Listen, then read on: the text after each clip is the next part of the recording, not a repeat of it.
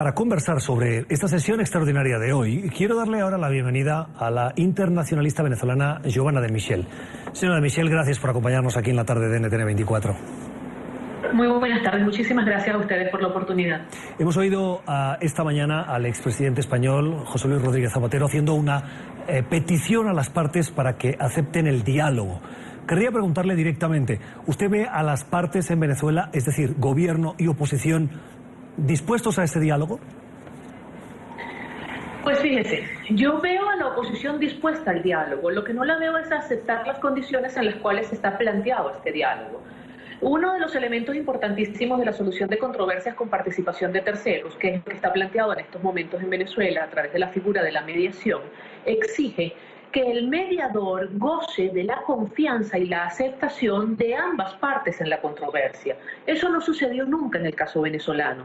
En el caso de Venezuela, a la oposición se le impuso la figura de 3 mediadores escogidos por el gobierno venezolano, que no gozan del reconocimiento y la credibilidad, la confianza necesaria por parte de todo el sector opositor. La oposición se muestra como un ente absolutamente heterogéneo y la intervención del señor José Luis Rodríguez Zapatero pareció estar absolutamente orientada precisamente a profundizar las diferencias que pudieran haber dentro del sector opositor y a buscar la legitimidad que él sabe que no tiene en la sociedad opositora venezolana. ¿Cuál es el problema que tienen Zapatero, Torrijos o Leonel Fernández? ¿Por qué la oposición no los ve como interlocutores lo suficientemente válidos? Porque no se tomó en consideración la opinión de la oposición a la hora de escoger a los mediadores. Y para nadie es un secreto el acercamiento muy estrecho que existe entre estos 3 personajes y el gobierno venezolano.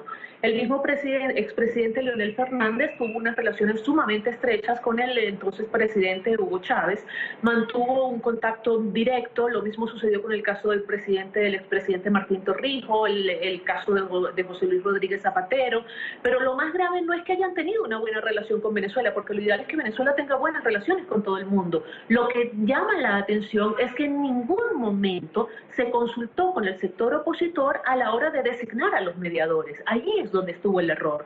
Probablemente si se hubiera planteado a la oposición antes de imponerle la figura del mediador la posibilidad de que fueran estos 3 personajes, a lo mejor hasta inclusive la oposición lo hubiera aceptado, pero no por la vía de la imposición. No se puede comenzar un diálogo por la vía de la imposición. No se puede comenzar un diálogo cuando no se ha logrado el reconocimiento de los derechos constitucionales en el sector de la oposición venezolana. Y ese es precisamente el punto. Por eso es que es un diálogo absolutamente frágil y por eso es que tenemos tanto tiempo en lo que José Luis Rodríguez Zapatero llamó la fase exploratoria. En todo proceso de negociación hay una fase exploratoria, pero generalmente esa fase exploratoria suele ser muy grande, muy corta, perdón. Lo que quiere decir la fase exploratoria es explorar si efectivamente ambas partes están dispuestas a sentarse en una mesa de negociación. Después de esa fase exploratoria viene una segunda, que suele ser un poco más extensa en el tiempo, que es la fase de generación de confianza. Si todavía ni siquiera hemos logrado materializar o terminar la fase exploratoria, yo no quiero ni imaginarme cómo va a ser la fase de la generación de confianza entre 2 sectores que tienen una visión diametralmente opuesta del mundo y del país. Señora Michel, usted habla de oposición heterogénea. ¿Hay suficiente unidad en la oposición como para que pueda ser interlocutora en un diálogo con el gobierno de Nicolás Maduro? Es una oposición absolutamente heterogénea que ha demostrado tener la capacidad de unirse en los momentos en que ha sido absolutamente necesaria esa unión.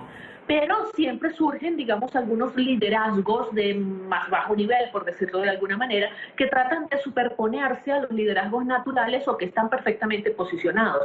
Por ejemplo, en estos momentos, no solo porque lo señalan todas las encuestas, sino porque su mismo activismo político así lo determina, el señor Henry Ramos Salud es el máximo representante de la oposición por ser el presidente del Poder Legislativo, que es el poder, digamos, que está en manos del sector opositor. Sin embargo, han surgido surgido otros personajes que están llevando a cabo, digamos, algunas estrategias que para nada han sido consultadas ni siquiera con el señor Henry Ramos Alup o con el liderazgo de la Mesa de la Unidad Democrática, y pareciera que están actuando, digamos, a motus propio. Pero hasta ahora esas acciones no generan un daño mayor, ¿ok? Sin embargo, desde el sector oficialismo se ha tratado de hacer ver que hay un sector opositor que es absolutamente legal, legitimado, que es un interlocutor válido y que no está representado precisamente por el liderazgo que la oposición reconoce. Allí es donde está la diferencia. Es un poco complejo, pero espero poder haber transmitido la idea, ¿no? Sí, seguro que sí. Esta semana precisamente Henry Ramos Alup rechazaba la invitación al diálogo de cara a cara por parte de Nicolás Maduro. ¿Usted circunscribe esa negativa del presidente de la Asamblea Nacional en ese contexto que nos describía ahora? Si no, ¿cómo se entiende? Sí, yo estoy totalmente de acuerdo, porque no se puede dialogar con quien te está amenazando con hacerte desaparecer. El gobierno se ha encargado de plantear en Venezuela un conflicto existencial, lo cual quiere decir que o existe el gobierno o existe la oposición. Pero según el gobierno no existe posibilidad alguna de convivencia entre los dos sectores en el país, ¿ok?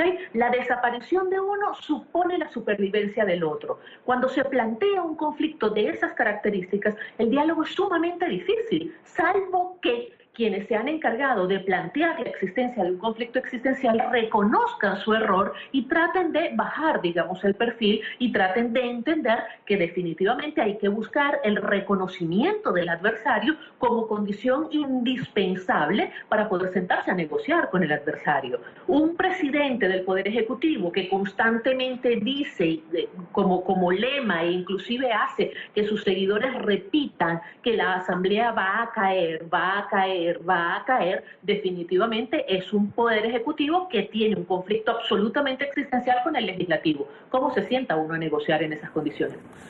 Como me decían cuando yo era chiquito, dos no se entienden si uno no quiere. Nadie dijo que el diálogo iba a ser fácil. Antes de terminar, señora de Michel, quiero volver a la Consejo Permanente de la Organización de Estados Americanos que se producía hoy. Hemos escuchado cómo la canciller venezolana, Delcy Rodríguez, acusaba al secretario general de elaborar un informe sin consultar al gobierno.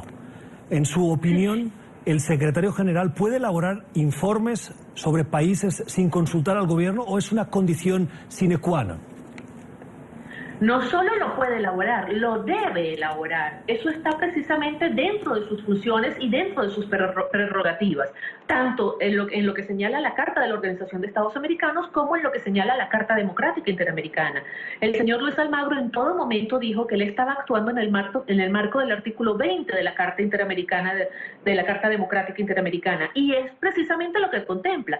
El señor Almagro no está condenando Venezuela. El señor Almagro lo que está es presentando un informe con su visión a través de los insumos que él ha podido recoger por parte de todos los informantes que tiene, que son absolutamente legítimos y son absolutamente legales, sobre lo que él considera es una situación perturbadora para la paz y la estabilidad democrática en un estado de la organización. Está completamente facultado y autorizado para hacerlo. De allí el interés de la canciller venezolana en la sesión de hoy de deslegitimar a la Organización de Estados Americanos y de hacer ver que el secretario general se ha excedido de sus funciones. Es la opinión de Giovanna de Michel, es internacionalista y nos acompaña aquí en la tarde analizando la noticia con la que abrimos este programa, La Tarde de NTN24. Señora de Michel, muchas gracias por haber estado con nosotros, por compartir sus puntos de vista. Gracias a ustedes.